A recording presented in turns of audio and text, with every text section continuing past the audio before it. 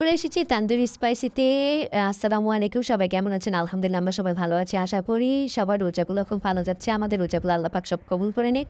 এখানে ১১ নাম্বার সেক্টরে বাচ্চারা অলরেডি খাবারের অর্ডার দিয়ে ফেলেছে।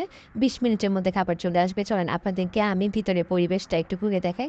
ভিতরের ডেকোরেশনটা অনেক সুন্দর করেই তারা করেছে। কিন্তু আমি অত মানুষ দেখিনি। আমরা খাবারে অর্ডার করেছিলাম মিক্সড কাবাব, বাটার নান, তারপরে ছিল পানির মাসালা, বাটার চিকেন।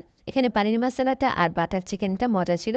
বাকি খাবারগুলো তত একটা বেশি মজা নেই। তারপরে খাবার দামটাও মোটামুটি অনেক বেশি ছিল। সাথে তো ভ্যাট আছেই।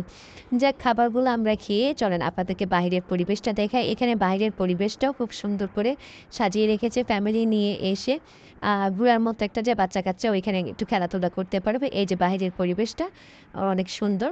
এখানে ফ্যামিলি নিয়ে যখন তখনই আসা যাবে।